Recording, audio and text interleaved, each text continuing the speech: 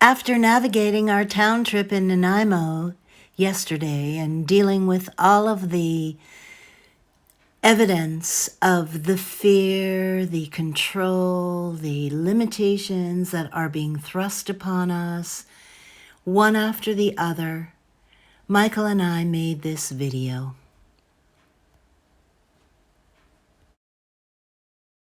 Down at the ocean, in the forest, the temperate rainforest, the stairs, the animals, the birds, the seals, all that kind of thing is what was required yesterday for me to find balance in my life, to find value in an area that, in one way or another is available to all of us, to get away from that Thomas energy where you're seeing everybody muzzled up and you can't understand what they're saying and you can't see a smile and you can't, it's like, to me, it's like overwhelming and suffocating, right? To my nature. So if you're at all like me, find yourself a place that's yours under a tree in a park. I don't know where that meaningful place is to you, but you need to find that in your day. And when you do this kind of a thing, you're a lot less fearful for what's happening. Seriously, you find yourself in a more powerful position in regards to yourself. Self-empowerment, self-wellness, self-healing. I sit down at the ocean. I make sure I get my feet in the ground, bare feet. Even right the way through the winter. I've been every day outside in sandals. It's important stuff. I'm wearing the mask because I must, because I'm being forced to. I absolutely do not need to wear this mask. And I let people know. But at the same time, I feel that I want to bring a note of positivity, of joy, of lightheartedness, even from behind the mask. So I've been learning now how to overcome this blockage to still let the human spirit shine through. And I think that in these times, we have to make sure that we absolutely hold on to that acknowledgement, recognition, and access to that indomitable spirit, that immortal essence that's actually driving our life force moment to moment. And this is something that I have to continuously evolve through.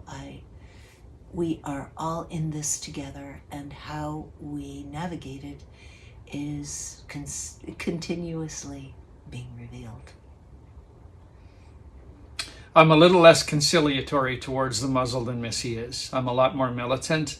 My hope would be that we would band together and refuse to wear it. I'm never going to be conciliatory towards wearing it, trying to find a positive thing behind wearing it. I'm not interested in that, right? I think they're taking away our freedoms. They're hurting our health and our well-being, our sense of who we are as a human being. They're taking away our humanity. And I don't ever want to be conciliatory towards that. Well, for sure.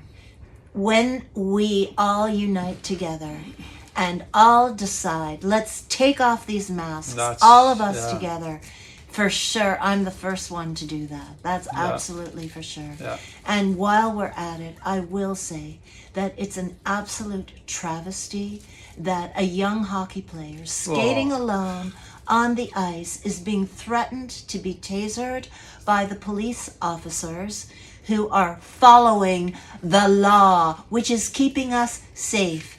Now, you tell me, how is that young man endangering anyone else? That a young girl of 13 years old who's bringing food and clothing to the homeless with her mom and other people who are supporting the kindness, human heart expression, are shut down by the authorities, ticketed and called to court. These are things we must hear and know about. That a nurse who goes from Florida to New York hearing about what is terribly going on in New York, so she as a nurse comes to offer her support to give health to people who are under this terrible threat. And when she arrives, all this footage that she takes incognito, hidden camera, to show how all these confirmation of these COVID cases are absolutely false.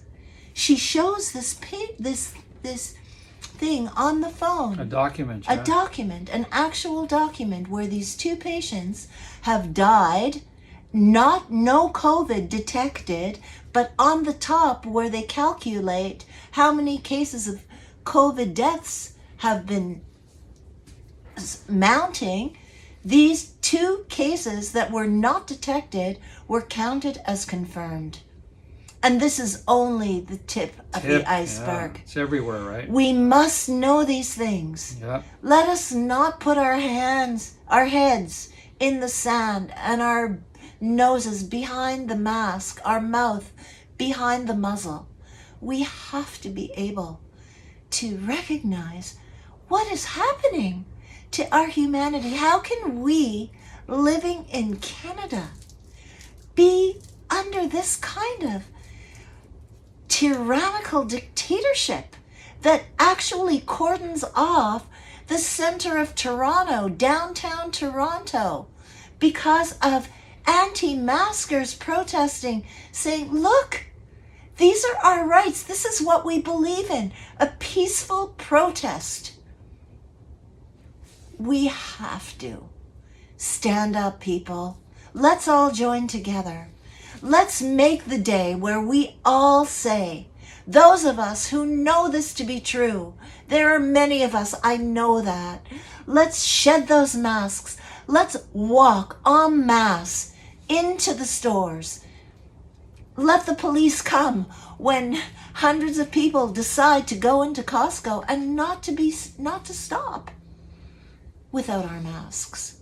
We must do these kinds of things. We must support all of our fellow beings who are losing their businesses and turning our society into, the big box, no heart reality. Please, let's wake up.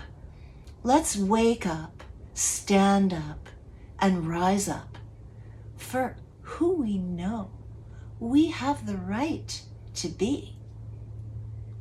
And back to the point about that Ocean Blaisdell, I'm not sure that's his his proper last name, but the young man who was skating outside and the bit of the video that we got a chance to see, and these two female policemen, I guess, were trying to drag him down, wrestle with him, knee him in the thigh. Another one had a taser gun pointed at him. For a young guy skating outside on a rink, I got to call those policemen out. Something's wrong with that picture. I grew up as a Canadian kid playing hockey and shinny on the prairies, and it's about the right thing for a young man to be able to do. It's our national heritage. You can't take that away and turn that young man into some kind of a criminal. I mean, we got to call on these policemen that are doing these kinds of things.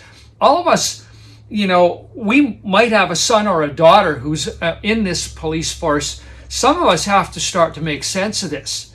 They should be paying attention to, they were to serve and protect us. We're the ones that pay their salary from our taxes. How is it they can be turned against us to send out law enforcement to hurt people? Regular people either trying to live a life or run a small business. Somebody has to talk some sense. They have to talk some sense amongst themselves. It's not the right thing for them to be doing. Yes, please. Our police force, rise up. Be for the people. That is what you're here for. How can you possibly think that you're serving our culture by tasering a single hockey player skating on the ice? This is absolutely wrong. The only thing that I could understand that would make you do that would be if somehow you have been manipulated, vaccinated with some kind of controlling element that is turning you into these horrible law enforcers that have nothing to do with keeping us safe, but actually are hurting us and endangering us, disempowering us, disenfranchising us. Please wake up. Yeah. Join together. You are us. If you don't do this for us, you are not us. You are some other species from some other planet somewhere. You have no understanding of what it means to be human and to live on Earth as a loving, caring human being. So please, law enforcers, get together, come together, join us. Let us all join together and make this world reflect who we know as a collective human race. We can show Creator what we are capable of. And stop giving these outrageous fines. It's at your discretion, and I know it is, because I had police friends when I was a young man playing sports. It was totally at their discretion. Stop giving these horrendous fines out and never be involved in a forced vaccination. So perhaps these fines are about paying your salary? What do you think about the people who can't open their businesses? Who's paying their salary? Are you willing to take a cut on your salary so that these people can also have a regular income? Yeah, that's a good challenge. But at any rate, wow. We must. Please, I really implore all beings of heart, of noble heart, of enlightened potential. This world can be a place where we can shine and thrive. This is for me. Let's make this the big reset. Not the one they're telling us we are resetting. It is the reset where we as humans take back our money, we take back our politics, we are on a path to represent the goodness that prevails in our humanity, because I truly believe that most people are really good at heart, and we want to support the voice that speaks for love, harmony, peace, and truth. And that will always be the voice which is the life giver, which is the freedom, which is the joy, and which is the infinite possibility of what creation is meant to be. And the rest of us should take note of who these politicians are that are pushing this on us, because at some point, I believe, most of humanity will wake up to understand there's something more going on here than this virus. And I'll tell you this little story that probably many have seen before, but it's a story of two young men that are boxing. One's a little wiser than the other. One's kind of teaching the other one how to do this. So they're standing there like this, looking at each other, and the one guy, the wise guy's going, okay, watch it. Watch it, he says, watch my left. It's coming, watch it, and he smacks you with the right. And so the whole time he's got you paying attention over here, and he hits you from the blind side. You don't see it coming. I'm saying there's something else going on here, and we ought to pay attention, because what's happening is they're destroying our economy, our small business, our people that can't make a living. They're trying to turn us into something different than what's going on, some sort of a welfare state. If that's happening and you're starting to recognize it, we got to know which politicians are involved in this and make sure they are not reelected again. That's how they get into this position. Make sure first our elections are fair. So whoever I'm calling on out there that makes that decision, make sure they're fair. And we won't vote these people back in. We want people who are there for us, for the people. They're there for the people and by the people. This is not about power and authority. They're in a privileged position that we've granted them, and they have to represent our best interests. And if they don't, they have to go. And I'd like to say with no pension, with no government bailout and payout packages and making their life soft. That's the wrong way for them to do things. If they're not good at their job, they're the only people or one of the only groups of people. If they're not good at it, they get a big pay to leave. If I was never good at my job, I just didn't get hired or I got fired. Nobody gave me a payout from the public trough and a great pension down the road. We're asking these politicians to be accountable to us because we're the ones that put them there, and they're in a privileged position because of us. Okay? Take note of what's happening and who is your representative. I know damn well who I won't vote for again. To finish off, I'd like to add what I consider to be the most important point of all. And that is that we have watched ourselves go through our life. We've seen ourselves go through many different circumstances, situations, relationships, events. Something inside of us has watched it all happen. There is a presence which is seeing everything without ever being involved in it at all. This is our immortal nature. It is never fearful. It is never suppressed. It is never diminished. It is always accessible when we learn how to get there. Yesterday, I had a very powerful insight. Know and be free.